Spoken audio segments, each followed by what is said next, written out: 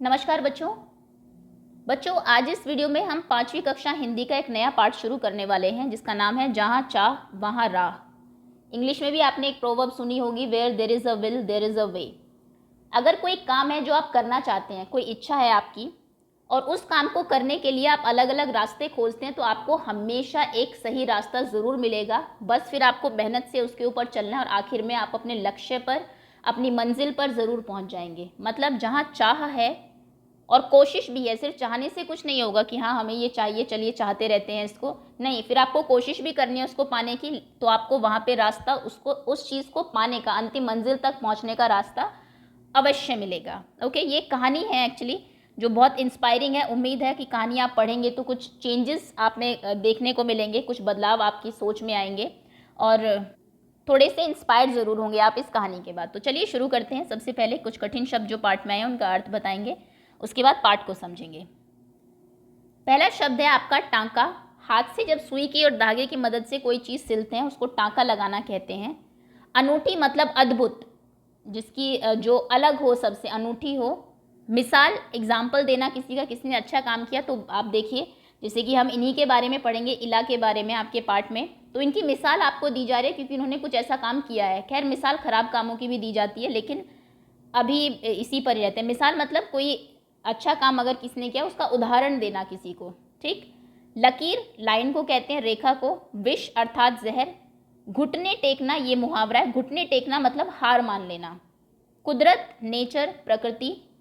माहिर होना, किसी काम में एक्सपर्ट होना, पारंगत होना। परिधान कहा जाता है कपड़ों को, पोशाक या वस्त्र। इस्तेमाल करना, ये तो आसान शब्द है। प्रयोग करना, उपयोग करना। नवीनता मतलब नयापन किसी चीज़ में, न्यूनेस, जो आपने पहले ना देखी हो।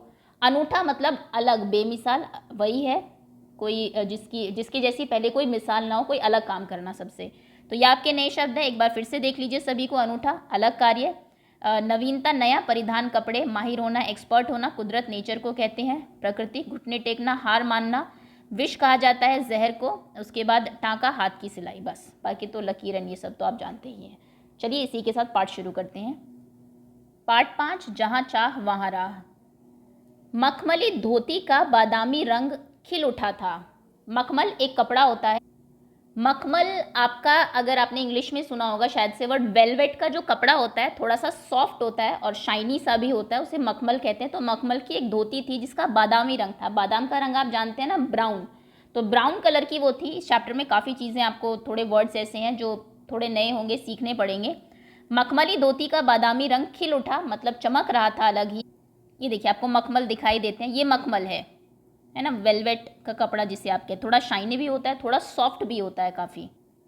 किनारों पर कसूती के टांकों से पिरोई हुई बेल थी। कसूती जो है ये एक ट्रेडिशनल फोक आर्ट है, कर्नाटका की है, I think, I am not sure. तो इसके टांके लगा के, मतलब सुई से धागे को करके, ये एक ट्रेडिशनली एम्ब्रॉयडरी की जाती है। दिखा ही देते हैं इसको भी, ये देखिए, ये रही एम्ब्रॉयडरी जो कसूती के धागों से की गई है। ऐसे धागों को पिरो के, है ना, दिखाई दे रही है आपको क्लियर। और फिर ऐसे डिज़ाइन बनाए जाते हैं कपड़ों के ऊपर। ये देखिए, ये यहाँ पे दो बर्ड्स बनाई हुई है, फिर ये कुछ हैंगिंग के लिए ऐसा बनाया हुआ है। और एक 5th क्लास के बच्चे का आपको अभी मैं पेपर भी दिखाऊंगी। ये एम्ब्रॉयडरी है, इसको उसने पेपर के ऊपर बनाया। ये कपड़े के ऊपर बनी हुई है, उस बच्चे ने इसको पेपर के ऊपर बनाया था। ये देखिए पेपर में, ये एक ग्रिड वाला जो पेपर आता है, इसके ऊपर इस हाथी को। ओके ना, तो हो सकता है कि आपकी टीचर भी आपको होमवर्क में दे। तो ऐसे करके ये, मतलब इतने उससे ये बनाई जाती है कसूती की जो एम्ब्रॉयडरी है। खैर, चैप्टर पे आते हैं। वो जो मखमल की धोती थी बादामी रंग की, उसके किनारों के ऊपर कसूती के टांकों से एक बेल पिरो रखी थी। बेल मतलब ऐसे होता है, चारों तरफ यहाँ पे एक लंबी सी लाइन आप ड्रॉ कर देंगे, फूल पत्ती बनाएंगे, एम्ब्रॉयडरी जैसे होती है। पल्लू पर भरवा टांके अपना कमाल दिखा रहे थे। पल्लू के ऊपर टांके जो थे भरवा थे, बिल्कुल बहुत ही पास पास जो होते हैं। सुनहरे रुपहले बेल बूटों में जान आ गई थी, से जान आ गई थी मखमल में। तो इतने सुनहरे, सुनहरे मतलब होता है सोने जैसे चमकदार, और रुपहले इतने सुंदर रूप में देखने में जो लगते हैं। बेल बूटे, बेल जो है बनाई गई, पत्तियां बनाई गई, फूल फल, ये सब जो बनाए गए थे, इन सबको बेल बूटे कहा जाता है, जो कि आप एम्ब्रॉयडरी में यूज़ करते हैं नेचर से कुछ चीज़ें लेके। तो उनसे एक तरीके से मखमल में ऐसा लगता है जान आ गई। पहले डल सा था वो, अभी बड़ा खिल रहा था। इन बेल बूटों को सजाया था इला सचानी ने। किन्होंने सजाया था? इला सचानी, जिनकी पिक्चर आपको यहाँ दी गई है। इला की हिम्मत की अनूठी मिसाल है ये कढ़ाई के नमूने। ये कढ़ाई के जो नमूने हैं ये इला की हिम्मत के एक मिसाल है, एग्जाम्पल्स हैं। ये देखिए, और क्यों, कुछ आपको अलग ज़रूर दिख रहा होगा यहाँ पे जैसे वर्क कर रही हैं। चलिए अभी देख लेते हैं क्या अलग है। 26 साल की इला गुजरात के सूरत ज़िले में रहती है। गुजरात का एक ज़िला है सूरत, वहाँ पे रहती है। 26 साल की इला उनका बचपन अमरेली ज़िले के राजकोट गांव में अपने नाना के यहाँ बीता। सांझ होते ही मोहल्ले के बच्चे घरों में आ जाते।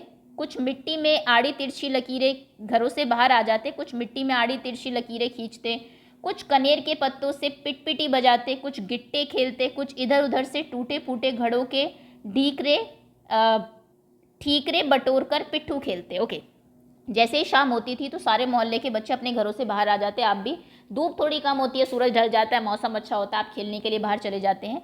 कुछ बच्चे मिट्टी में खेलते थे, आड़ी तिरछी मतलब सीधी ऐसे लाइन बना के, पिट्ठू शायद खेलते होंगे। कुछ बच्चे क्या करते, कनेर के पत्ते ले लेते, उनसे पिटपिटी बजाते। पिटपिटी आपने देखा है, यहाँ पे पत्ते को फोल्ड कर लेते हैं, फिर उसको उससे सीटी की तरह बजाते हैं। ओके, वो बजाते थे। कुछ गिट्टे खेलते, गिट्टे में पत्थर के होते हैं थोड़े से मोटे, 5 वो लेके उनसे खेला जाता है। कुछ वो खेलते थे खेल, कुछ इधर उधर से टूटे फूटे घड़ों के ठीकरे लेकर, जो घड़ा टूट गया उसका एक पार्ट ले लिया आपने और उससे फिर पिट्ठू खेलते थे। एक दूसरे के ऊपर रख देते हैं, फिर बॉल से उसको मारते हैं, आप भागते हैं, फिर आपके पीछे बॉल लेके बच्चे भागते हैं। आपने खेला होगा। तो मतलब अलग अलग काम कर रहे होते थे। जब इन खेलों से मन भर जाता तो पेड़ की डालियों पर झूला डालकर ऊंची ऊंची पेंगे लेते और ऊंचे स्वर में एक साथ गाते। जब खेल खेल के मन भर जाता तो फिर जो पेड़ की डालियाँ उन पे झूले टंगे हुए थे, झूले रखते। और पेंगे लेना मतलब एक बार जब मान लीजिए ये झूला है आपका, एक बार जब आप इधर से इधर एक कंप्लीट जाते हैं तो उसको पेंग लेना बोलते हैं। ओके, तो ऊंची ऊंची पेंगे लेते थे और फिर गाना गाते थे ज़ोर से, कच्ची नीम की निंबोरी सावन जल्दी आयो रे। ये वहाँ का गाना होगा, कच्चे नीम की निंबोरी सावन जल्दी आयो रे, मतलब सावन को बुलाते हैं। सावन में आपने देखा होगा, सावन के मौसम में झूले डाले जाते हैं, बच्चे झूलते हैं। इला गाने में तो उनका साथ देती पर उनके साथ पेंगे नहीं ले पाती, वो उनके साथ झूल नहीं पाती थी झूला, हालांकि वो गाना ज़रूर गाती थी। अब क्या कारण था इसका? रस्सी पकड़ने को हाथ बढ़ाती मगर हाथ तो उठते ही नहीं थे। वो हाथ जैसे बढ़ाती थी रस्सी को पकड़ने के लिए, परेशानी ये थी कि इला के हाथ काम नहीं करते थे, हाथ उठते नहीं थे। वह चुपचाप एक किनारे बैठ जाती, मन ही मन सोचती, मैं भी ऐसा कुछ क्यों नहीं कर पाती हूँ। बच्चे भी चाहते कि इला किसी न किसी तरह तो उनके साथ खेल सके, तो वो बेचारी जब पकड़ ही नहीं पाती, झूल नहीं सकती थी, काफ़ी खेल नहीं खेल सकती थी, एक किनारे में बैठ जाती थी और सोचती थी मन ही मन कि मैं ये सब क्यों नहीं कर सकती हूँ, मेरे हाथ क्यों नहीं उठते हैं। दूसरे बच्चे भी चाहते थे कि वो, कोई बच्चा अकेला बैठा है, कि इला उनके साथ खेले, उनकी दोस्त है। कभी कभार वह पकड़म पकड़ाई और विष अमृत के खेल में शामिल हो जाती। पकड़म पकड़ाई आप सब खेलते होंगे, एक बच्चा दौड़ता है, बहुत सारे बच्चे दौड़ते हैं, आप उनमें से किसी भी एक को आपको पकड़ना होता है दौड़ के। विष अमृत में क्या होता है, आप किसी को टच करते हैं तो जैसे आप आई थिंक बर्फ़ पानी खेलते हुए देखा है बच्चों को, तो वो विष हो जाता है, मतलब फिर दूसरा आप टच करेंगे अगर आके तो वो अमृत बनेगा, फिर वो चलेगा। विष अगर किसी को आपने कर दिया तो वो वहीं पे रुक जाएगा, समथिंग लाइक दैट, ऐसा कोई गेम था। तो वो उनके साथ खेल लेती थी, साथियों के साथ जमकर दौड़ती, मगर जब धप्पा करने की बारी आती तो फिर निराश हो जाती। दौड़ने का पैर बिल्कुल सही थे, वो काम करती थी, लेकिन धप्पा के लिए आप जानते हैं हाथ से आपको करना होगा, तो फिर वो निराश हो जाती थी, क्योंकि फिर से वही प्रॉब्लम थी, हाथ काम नहीं करते थे। हाथ ही नहीं उठेंगे तो धप्पा कैसे करेगी। वह बहुत कोशिश करती पर उसके हाथों ने तो जैसे साथ न देने की ठान रखी हो। कोशिश बहुत करती थी कि उठे, लेकिन वो साथ ही नहीं देते थे उसका, उठते ही नहीं थे। इला ने अपने हाथों की इस जिद को एक चुनौती माना, उसने हार नहीं मानी, उसने कहा कि ठीक है, मैं इसको चुनौती स्वीकार करती हूँ और मैं कुछ करके दिखाऊंगी। उसने वह सब अपने पैरों से करना सीखा जो हाथों से करते हैं, जो आप हाथों से काम करते हैं, जैसे खाना खाते हैं और जितने भी अपना होमवर्क करते हैं, लिखते हैं, वो उसने अपने पैरों से करना सीख लिया। यानी कि ये नहीं सोचा कि हाथ काम नहीं करते, अब तो मैं ये काम कर ही नहीं सकती, नहीं, मैं करूँगी लेकिन अलग तरीके से करूँगी, मैं पैर से कर लूँगी। दाल भात खाना, जैसे आप चावल खाते हैं, वो दूसरों के साथ बाल बनाना, कॉम करते हैं अपने बालों को, देखिए पैरों से कॉम करना कितना मुश्किल होता होगा। ब्रश, फर्श बुहारना, झाड़ू लगाना, कपड़े धोना, तरकारी काटना, सब्जी काटना, यहाँ तक कि तख्ती पर लिखना। तख्ती एक लकड़ी का ये होता है, काले रंग की होती है, जिसके ऊपर सफ़ेद इंक से लिखा जाता है। ओके, पहले ये होता था, अब बंद हो गया है क्योंकि उसमें थोड़ा सा मेहनत ज़्यादा होती है, आपको रोज़ साफ़ करना होता है उसको। तो वो तख्ती लिखना भी उसने अपने पैरों से सीख लिया। ये सारे काम वो अपने पैरों से कर लेती थी। उसने एक स्कूल में दाखिला ले लिया, एडमिशन लिया एक स्कूल में। दाखिला मिलने में भी उसे परेशानी हुई, थोड़ी प्रॉब्लम हुई जब वो एडमिशन ले रही थी तब भी। कहीं तो उसकी सुरक्षा को लेकर चिंता थी, कहीं उसके काम करने की गति को लेकर। कुछ स्कूल में जब वो एडमिशन लेने के लिए गई तो कुछ लोग कहते थे कि नहीं, ये तो इसकी सुरक्षा की प्रॉब्लम है, ये कहीं गिर ना जाए, चल नहीं पाएगी, काम नहीं कर पाएगी अपना, तो थोड़ी सिक्योरिटी की प्रॉब्लम है हमारे यहाँ, दूसरे बच्चे इसको परेशान ना करे, ऐसा कुछ। और कहीं उसके काम करने की गति को लेकर कि ये बच्चा तो काम ही नहीं कर पाएगा, हम जो काम देंगे, हाथ क्योंकि चलते नहीं हैं। तो उसको एडमिशन मिलने में भी बहुत परेशानी हुई, लेकिन फाइनली उसको एक स्कूल में एडमिशन मिल गया। किसी काम को तो वह इतनी फुर्ती से कर जाती कि देखने वाले दंग रह जाते। कई काम को वह इतनी फुर्ती, इतनी जल्दी से कर लेती थी कि आप भी दंग रह जाएंगे, पैरों से इतनी जल्दी काम कैसे कर लिया। पर किसी किसी काम में थोड़ी बहुत परेशानी तो आती ही थी। ऑब्वियसली आप सारे तो काम नहीं कर सकते पैरों से, हालांकि कोशिश आप वो ज़रूर करती होगी, लेकिन कुछ में टाइम लगता था, कुछ नहीं कर पाती थी। वह परेशानियों के आगे घुटने टेकने वालों में से नहीं थी, लेकिन वो हार मान ले परेशानी के सामने, ये इला ने नहीं सीखा था। उसने 10वीं कक्षा तक पढ़ाई की, 10th क्लास तक वो पढ़ी। वह 10वीं की परीक्षा पास नहीं कर पाई, लेकिन वो एग्ज़ाम क्लियर नहीं कर पाई, पढ़ी वो ज़रूर। इला को यह मालूम न था कि परीक्षा के लिए उसे अतिरिक्त समय मिल सकता है। बिल्कुल, आपको पता होगा, जो बच्चे थोड़े से हैंडीकैप होते हैं फिजिकल, कोई भी प्रॉब्लम आपको, मान लीजिए आपका एग्ज़ाम है, आज आपके हाथ में फ्रैक्चर हो गया, कोई भी प्रॉब्लम हो सकती है आपके साथ। तो इसके लिए क्या होता है, सभी एग्ज़ाम्स में, आपके स्कूल के एग्ज़ाम में भी आपको एक राइटर प्रोवाइड कराया जाएगा, जो आप बोलेंगे और वो लिखेगा, क्योंकि आप लिख नहीं सकते। और दूसरी चीज़, आपको एक्स्ट्रा टाइम दिया जाता है। ऑब्वियसली एक बच्चा तो सिर्फ लिखे ही जा रहा है, दूसरा बोल रहा है, फिर वो आपकी सुन रहा है, फिर लिख रहा है, तो इसमें टाइम लगता है। तो लेकिन इला को ये बात पता ही नहीं थी कि उसे एक्स्ट्रा टाइम मिलेगा। 3 घंटे का पेपर है, उसने 3 घंटे में ही दे दिया। अब वो लिखेगी कैसे इतनी जल्दी पेपर। इला को यह उसे ऐसे व्यक्ति की सुविधा भी मिल सकती थी जो परीक्षा में उसके लिए लिखने का काम कर सके। बिल्कुल, राइटर प्रोवाइड कराया जा सकता था। किसी ने इला को बताया नहीं, और इला को शायद पता नहीं था। तो ये दोनों ही काम नहीं हुए। पेपर आप हाथ से लिख रहे हैं, वो वही चीज़ पैर से कर रही है। कभी कोशिश करके देखिए आप, कितनी मुश्किल होती है। लिखना आसान है, लिखना उसने सीख लिया होगा, लेकिन स्पीड नहीं बन पाती। तो इस कारण से क्या हुई, वो अपने क्वेश्चंस कंप्लीट नहीं कर पाई और 10th की परीक्षा भी पास नहीं कर पाई। यह जानकारी इला को समय रहते मिल जाती तो कितना अच्छा रहता, उससे इस बात का दुख है। पर यहाँ आकर सब कुछ खत्म तो नहीं हो जाता ना। इला को थोड़ी सी इस बात की दुख ज़रूर है कि अगर मुझे पता होता कि मुझे राइटर प्रोवाइड कराया जाएगा, मुझे एक्स्ट्रा टाइम मिलेगा, तो मैं एग्ज़ाम पूरा कर लेती और पास हो जाती 10th क्लास में। लेकिन ऐसा नहीं है कि 10th में फेल हो गए तो सब कुछ ख़त्म हो गया, नहीं, ज़िंदगी तो चलती ही रहती है। आप कुछ और करिए। अब देखते हैं अब वो क्या करती है। यहाँ पे सब कुछ खत्म नहीं होता। उसकी माँ और दादी कशीदाकारी करती थी। माँ और दादी घर में कशीदाकारी होती है, आपकी जो एम्ब्रॉयडरी होती है, आप कपड़े के ऊपर हाथों से जो डिज़ाइन बनाते हैं, उसमें सुई को धागे में पिरो के कपड़े के ऊपर सिलने से, या फिर सिर्फ सुई धागे से नहीं, बहुत सारी चीज़ें भी यूज़ होती है। कई बार मोती, सीपिया, आप सितारे होते हैं जो अलग अलग कलर के चमकने वाले, वो भी लगाते हैं। सबको शामिल करके एक अच्छा सा डिज़ाइन बनाया जाता है ताकि कपड़ा देखने में अच्छा लगे, उसे कशीदाकारी कहते हैं। तो उसके घर में उसकी दादी और माँ कशीदाकारी किया करती थी। वह उन्हें सुई में रेशम पिरोने से लेकर बूटियाँ उकेरते हुए देखती। वो देखती कि कैसे वो रेशम का जो धागा है, बहुत ही थोड़ा शाइनी थ्रेड होता है, धागा होता है, जिससे आप कशीदाकारी करेंगे तो ऑब्वियसली रंग थोड़ा सा अच्छा लगेगा। तो वो सुई में कैसे पिरोते हैं, वहाँ से लेकर जब तक वो बूटियाँ उकेरती, मतलब कि जब तक वो बूटे, बेल, जो भी उनको डिज़ाइन बनाना, उस डिज़ाइन को कपड़े के ऊपर कैसे वो उकेर रही है, कैसे सिल रही है, बना रही है, वो पूरा उनको देखती थी। न जाने कब उसने कशीदाकारी करने की ठान ली, और फिर उसने सोच लिया कि मैं भी करूँगी कशीदाकारी। यहाँ भी उसने अपने पैर के अंगूठे का सहारा लिया। अब हाथ तो काम करते नहीं है, तो पैरों से ही सीखना पड़ेगा, तो उसने अपने पैर के अंगूठे से सीखा। दोनों अंगूठे के बीच सुई थामकर कच्चा रेशम पिरोना कोई आसान काम नहीं है। हाथ में से भी आप देखिए, कई बार आप देखेंगे तो धागा धागा जाता ही नहीं है आपके उसके अंदर, जबकि हाथ से आप अच्छे से उसको ग्रिप बना सकते हैं, रुक सकते हैं। लेकिन पैरों के बीच में, दोनों अंगूठों के बीच में सुई रख के उसमें से धागा पिरोना कोई आसान काम नहीं होता। पर कहते हैं ना, जहाँ चाह वहाँ राह। लेकिन वही बात है कि अगर चाहते हैं आप कुछ करना तो राह तो अपने आप ही मिल जाएगी।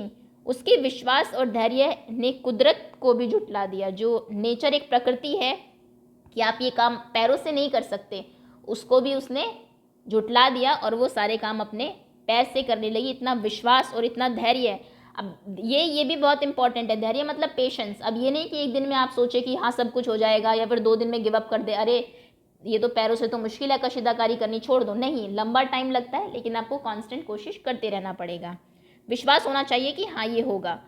15-16 साल की होते होते इला काठियावाड़ी कशीदाकारी में माहिर हो चुकी थी। काठियावाड़ की कशीदाकारी, यहाँ पे आपको कुछ कशीदाकारी के नाम भी दिए हुए हैं। तो जब 15-16 साल की थी इला, तब तक वो काठियावाड़ी जो कशीदाकारी है उसमें एकदम परफेक्ट हो गई थी। किस वस्त्र पर किस तरह के नमूने बनाए जाए, कौन से रंगों से नमूना खिल उठेगा और टाँके कौन से लगेंगे, यह सब वह समझ गई थी। अब ज़रूरी नहीं है कि आपको अगर कशीदाकारी करनी आ गई, उसमें भी बहुत सारी चीज़ें चाहिए होती है। मान लीजिए पर्पल कलर का आपका कपड़ा है, उसके ऊपर कौन सा कलर अच्छा रहेगा, है ना, कौन सा डिज़ाइन बनाए, सब चीज़ें देखनी होती है आपको। कौन सा खिल के आएगा, है ना, कलर कॉम्बिनेशन अट्रैक्टिव कौन सा लगेगा, ये सब चीज़ें वो सब जान गई थी। एक समय ऐसा भी आया, अब उसके द्वारा काढ़े गए परिधानों की प्रदर्शनी लगी। एक टाइम ऐसा भी था कि जो कपड़े उसने निकाले थे, मतलब जिस पे उसने कढ़ाई की थी, उनकी जो प्रदर्शनी है, प्रदर्शनी कहते हैं एग्जीबिशन को। आपने सुना होगा ना, साइंस एग्जीबिशन होता है जहाँ पे अलग अलग जो अच्छे कपड़े होते हैं, जो अच्छे आपके मॉडल्स होते हैं। अगर मैं साइंस एग्जीबिशन की बात करूँ, वही उसमें जाते हैं। मॉडल तो सब बनाते हैं, लेकिन सेम इसमें भी था, जो अच्छे कपड़े होते हैं वो जाते हैं एग्जीबिशन में, ताकि लोग उनको देखें और तारीफ करें। तो ऐसा भी आया कि उसके कपड़ों की प्रदर्शनी लगने लगी, दूर दूर से लोग आके देखते थे। इन परिधानों में, ये जो कपड़े थे, इनमें काठियावाड़ के साथ साथ लखनऊ और बंगाल भी झलक रहा था। लखनऊ की जो कढ़ाई होती है वो भी, बंगाल की जो कढ़ाई है वो भी, उसके साथ साथ काठियावाड़ी की भी, तीनों को मिक्स करके वो बनाती थी बहुत अच्छे से। इला ने काठियावाड़ी टाँकों के साथ साथ और कई टाँके भी इस्तेमाल किए थे।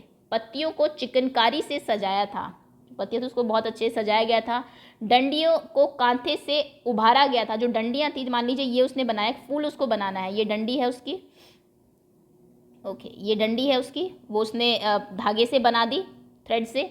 उसके बाद यहाँ पे फ्लावर है, मान लीजिए रेड कलर का। फिर इधर ये है, ये इधर पत्तियाँ हैं।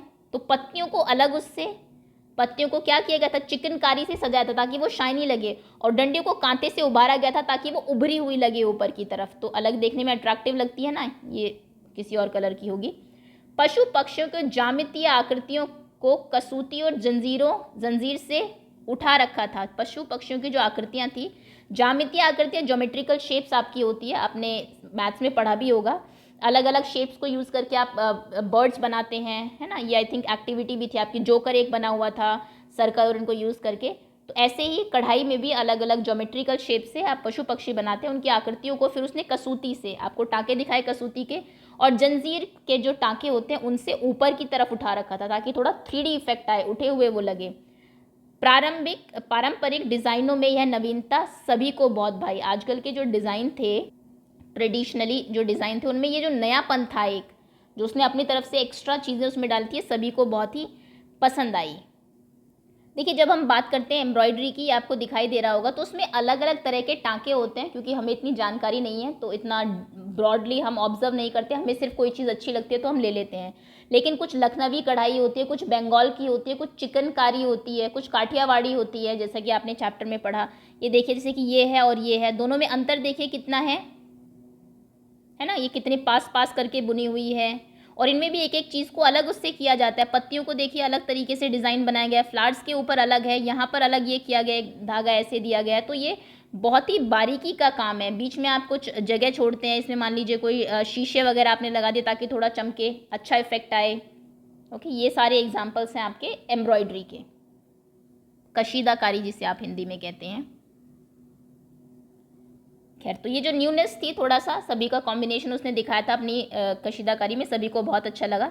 इला के पांव अब रुकते नहीं हैं, आंखों में चमक, होठों पर मुस्कान और अनूठा विश्वास लिए वह सुनहरी रुपहली बूटियां उकेरते थकती नहीं है। जब आप कोई काम करते हैं पहले तो बहुत मेहनत लगती है, लेकिन जब उसमें उसका रिजल्ट आने लगता है तो देखिए आपको और ज़्यादा मेहनत से काम करने का मन करता है और हमेशा आप खुश, थोड़ा आंखों में चमक आ जाती है। आपका रिजल्ट आया, मान लीजिए आप क्लास में फर्स्ट आते हैं या फिर कोई आपने काम किया, उसका कोई रिजल्ट अच्छा है, कोई आपकी तारीफ कर रहा है, तो एक चमक होती है आंखों पे, होठों पे मुस्कान होती है और थोड़ा सा विश्वास भी जगता है अपने अंदर कि हाँ मैं कर सकता हूँ। तो वही हुआ कि अब उसके पाँव रुकने वाले नहीं है, मतलब अब वो यहाँ नहीं ठहरेगी, बहुत ऊंचाइयों पर उसको जाना है। और अब वो जैसे कि बहुत तारीफ के बाद आप भी जब पढ़ते हैं, रिजल्ट के बाद पढ़ते हैं, तो थकान नहीं होती पढ़ाई में, तो ऐसे ही उसको भी अब जब वो एम्ब्रॉयडरी करती है उसको थकान महसूस नहीं होती है। सो ये था आपका पार्ट। जैसा मैंने कहा, ये जो इसका टाइटल है बिल्कुल जस्टिफाई कर रहा है, जहाँ चाह वहाँ राह, कि अगर आप में चाह है, ये देखिए पिक्चर इनकी दिखाई हुई है, तो आप ज़रूर अपने लक्ष्य की प्राप्ति ज़रूर करेंगे। आप भी अगर कुछ भी चाहते हैं, लेकिन मेहनत करने की ज़रूरत है, इला की तरह हार नहीं माननी है, कोई भी कमी है उसको आप दूर करेंगे। ठीक, so that's all student, thank you so much for watching. उम्मीद है पार्ट आपको समझ में आया होगा। उससे ज़्यादा ज़रूरी है जो इसमें कहा गया है वो चीज़ आप अपनी जो दिनचर्या है, जीवन है, उसमें उतारेंगे और जो भी आपका लक्ष्य है उसको प्राप्त करेंगे। So thank you so much.